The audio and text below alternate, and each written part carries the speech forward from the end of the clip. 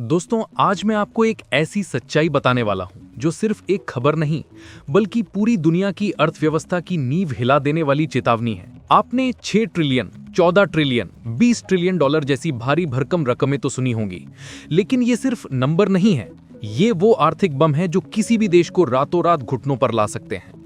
दुनिया भर की सरकारें, खुफिया एजेंसियां और टॉप इकोनॉमिस्ट्स सबके हाथ पांव फूल चुके हैं, क्योंकि जो झटका आने वाला है उसकी तीव्रता आज तक किसी ने नहीं देखी। दोस्तों, जरा संभल कर बैठिए, क्योंकि अब जो सच सामने आने वाला है वो सिर्फ एक आर्थिक रिपोर्ट नहीं बल्कि पूरी दुनिया की नींव हिला देने वाला सच है। 6 ट्रिलियन, 14 ट्रिलियन, 30 ट्रिलियन डॉलर, ये कोई आंकड़े नहीं, ये वो विस्फोटक चेतावनी है जो दुनिया की सबसे बड़ी ताकतों के सिर पर मंडरा रहे कर्ज का आकार बता रहे हैं। अमेरिका, जो खुद को दुनिया का सबसे अमीर और शक्तिशाली देश कहता है, चीन, जो पूरी दुनिया की फैक्ट्री बनने का दावा करता है, दोनों उस कर्ज में डूब चुके हैं जिसकी गूंज आने वाले सालों में हर देश की अर्थव्यवस्था, हर बाजार और हर आम इंसान की जेब तक सुनाई देगी।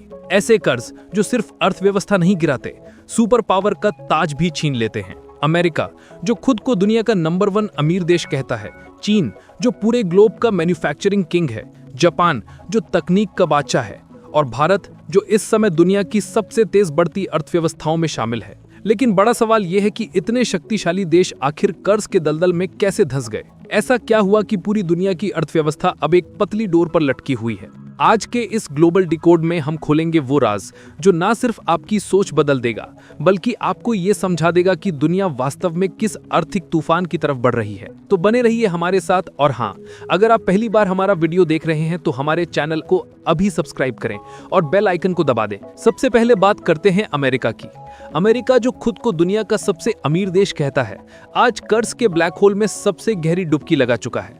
अभी आई रिपोर्ट के मुताबिक अमेरिका का राष्ट्रीय कर्ज 36 ट्रिलियन डॉलर को पार कर गया है। अब इसे आसान भाषा में समझिए।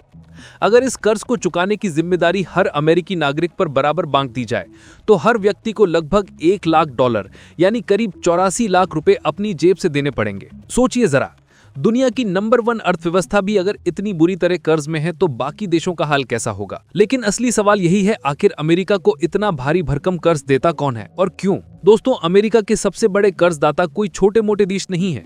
सबसे ऊपर है जापान, जो अमेरिकी ट्रेजरी बॉन्ड्स में अरबों डॉलर निवेश करता है। उसके बाद आता है चीन, जो अमेरिका का सबसे बड़ा ट्रेड पार्टनर भी है और उसकी अर्थव्यवस्था को पकड़कर रखने का एक बड़ा खेल खेलता है। लेकिन बात यहीं खत्म नहीं होती। अमेरिका के अपने ही नागरिक यानी वहां के आम लोग इन सरकारी बॉन्ड्स को खरीदकर अपनी ही सरकार को पैसा उधार देते हैं। ये ऐसे है जैसे पूरा देश मिलकर अपनी सरकार को कर्ज दे रहा हो ताकि सिस्टम चलता रहे। यानी अमेरिका का कर्ज सिर्फ विदेशों पर नहीं टिका है, ये उसके अपने लोगों, सहयोगी देशों और विरोधियों तीनों की संयुक्त देनदारी है। लेकिन असली मुद्दा यह है कि अमेरिका ने ये कर्ज लिया क्यों? पहला कारण है वॉर्स, इराक अफगानिस्तान में अरबों डॉलर बहा दिए।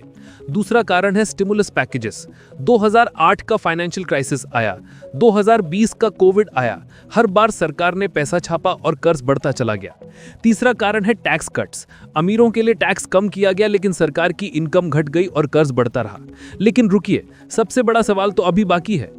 अगर अमेरिका इतना कर्जदार है तो फिर भी डॉलर दुनिया की सबसे ताकतवर करेंसी क्यों है? इसका जवाब मैं आपको इसी वीडियो में आगे दूंगा, लेकिन पहले समझते हैं चाइना का खेल क्या है। अब बात करते हैं चीन की। चीन का कर्ज है 14 ट्रिलियन, लेकिन ये सिर्फ सेंट्रल गवर्नमेंट का कर्ज है।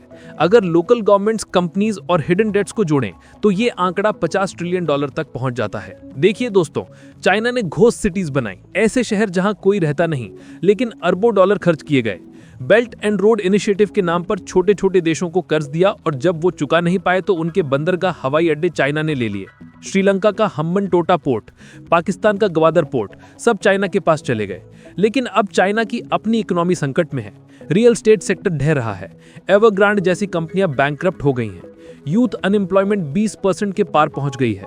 तो क्या चाइना का डेट बबल फूटने वाला है? क्या यही है चाइना के ढहने की शुरुआत? लेकिन पहले जानिए जापान की कहानी, जो और भी दिलचस्प है। और हाँ दोस्तों, अगर आपको ये एनालिसिस पसंद आ रही है तो लाइक बटन दबा दीजिए। अब आते हैं जापान पर। देखिए, जापान का कर्ज है 4 ट्रिलियन डॉलर। लेकिन जो शॉकिंग है वो ये है कि ये उनकी जीडीपी का 264% है। मतलब जापान अपनी पूरी इकोनॉमी से 2.5 गुना ज़्यादा कर्जदार है। लेकिन जापान के साथ एक खास बात है, उनका 90% से ज़्यादा कर्ज खुद जापानीज लोगों का है। विदेशी कर्ज बहुत कम है। 1990 में जापान की इकोनॉमिक बबल फूटी थी, रियल एस्टेट और स्टॉक मार्केट्स क्रैश हो गए थे। तब से जापान की सरकार इकोनॉमी को बचाने के लिए लगातार पैसा खर्च कर रही है। लेकिन जापान में एक खास बात है, वहाँ डिफ्लेशन है, मतलब प्राइसेस बढ़ती नहीं घटती हैं। इसलिए जापान का कर्ज उतना खतरनाक नहीं है जितना लगता है, क्योंकि उनकी करेंसी स्टेबल है और इन्फ्लेशन नहीं है। जापानीज लोग अपनी सरकार पर भरोसा करते हैं और बॉन्ड्स खरीदते हैं। लेकिन अब सवाल आता है हमारे भारत का, तो क्या भारत भी इसी जाल में फंस रहा है? इसका जवाब जानने के लिए बने रहिए। अब बात करते हैं अपने भारत की। भारत का एक्सटर्नल डेट यानी विदेशी कर से करीब 630 अरब डॉलर यानी 2 लाख करोड़ रुपए और टोटल पब्लिक डेट जीडीपी का करीब 83% है। लेकिन दोस्तों, भारत की स्थिति अमेरिका, चाइना, जापान से अलग है। क्यों? पहला कारण हमारा इकोनॉमिक ग्रोथ रेट 6 से 7% है, जो दुनिया में सबसे तेज है। दूसरा कारण हमारा फॉरेन रिजर्व 600 अरब डॉलर से ज्यादा है, जो हमें फाइनेंशियल सिक्योरिटी देता है। तीसरा कारण हमारा ज्यादातर कर्ज डेवलपमेंटल प्रोजेक्ट्स के लिए है, infrastructure, roads, railways, digital India के लिए है, न कि वॉर्स या फ्रीबीज के लिए। लेकिन चुनौतियां भी हैं। फिस्कल डेफिसिट बढ़ रहा है, सब्सिडीज का बोझ है और ग्लोबल रिसेशन का खतरा मंडरा रहा है। लेकिन भारत की ताकत है हमारी युवा आबादी, ग्रोइंग डिजिटल इकोनॉमी और सुधार की इच्छा शक्ति। हमारी सरकार इंफ्रास्ट्रक्चर में भारी निवेश कर रही है, मैन्युफैक्चरिंग को बूस्ट दे रही है और डिजिटल पेमेंट से इकोनॉमी को फॉर्मल बना रही है। ये सब इंडिया को आने वाले समय में और मजबूत बनाएंगे। तो अब आते हैं आज के डिकोड पर। देखिए, ये सारे देश कर्ज में क्यों डूबे हैं। पहला कारण है वॉर्स एंड कॉन्फ्लिक्ट्स, अमेरिका ने ट्रिलियंस वॉर्स में बहा दिए। दूसरा कारण है इकोनॉमिक क्राइसिस, 2008 का फाइनेंशियल क्राइसिस आया, 2020 का कोविड आया, हर बार स्टिमुलस पैकेज देने पड़े और कर्ज बढ़ गया।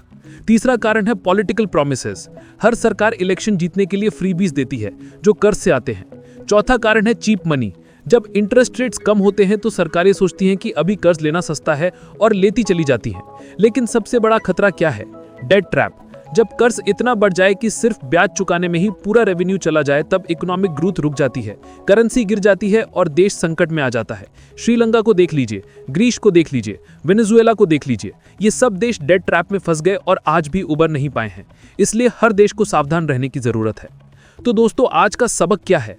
कर्ज बुरा नहीं है अगर उसे डेवलपमेंट के लिए यूज किया जाए, लेकिन अगर कर्ज वॉर्स में बर्बाद हो, फ्रीबीज में बर्बाद हो, करप्शन में बर्बाद हो, तो वो देश के लिए जहर बन जाता है।